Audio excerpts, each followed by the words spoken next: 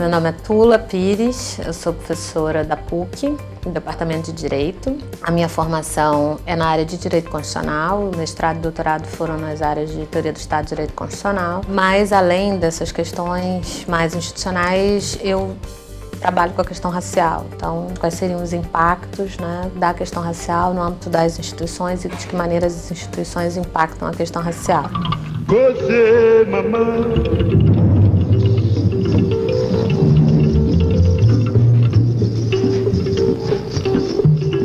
Não é uma preocupação tão direta com eventos individuais, uma manifestação de racismo que foi efetuada com a Thaís Araújo, por exemplo. Não que eu esteja desqualificando ou desconsiderando esse problema, não é isso, mas é porque, por lidar com as instituições e com o direito constitucional, a preocupação é muito mais com uma dimensão estrutural e institucional. Em que medida, quais são os fatores que fazem com que essas relações individuais sejam possíveis dentro de uma Constituição social como a nossa.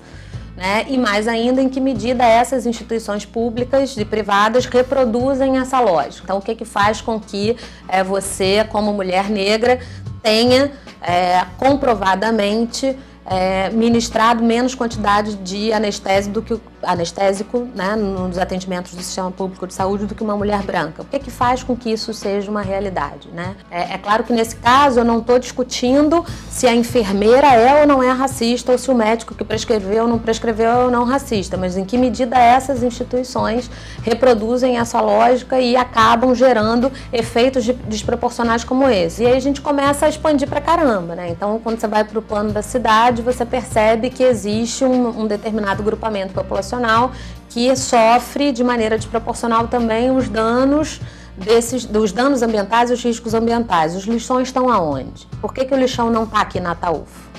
Por que para cá vem metrô e não vem o lixão? E por que o lixão vai para Gramacho e não vai metrô para Gramacho?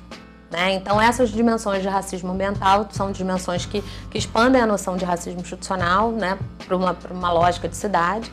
E a gente acaba meio que jogando nas ondas. Então, quando os mega eventos vêm e impõem essa agenda de remoção, né, que a gente só tinha visto de uma maneira tão gritante na ditadura militar, com os processos de urbanização feitos pela ditadura ou na Pereira Passos, isso acaba se impondo como uma agenda que você não tem muito como não se envolver.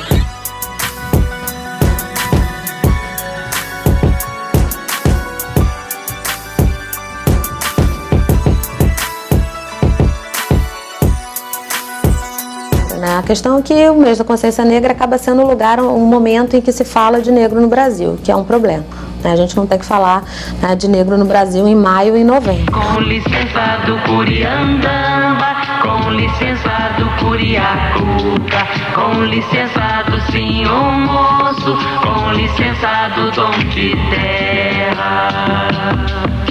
Mas, né, foram datas e foram conquistas importantes quando a gente conseguiu, né, transformar o 20 de novembro num feriado e fazer do 13 de maio uma data descomemorativa e não comemorativa, porque não se falava em momento nenhum. Então, acaba que você tem uma série de normas, não só como a norma que criminalizava o racismo, que criminaliza, né, o racismo, quanto normas como a Lei 10.639, que obriga o ensino de história da África e cultura africana e negra nas escolas, que não têm a aplicabilidade que deveriam ter.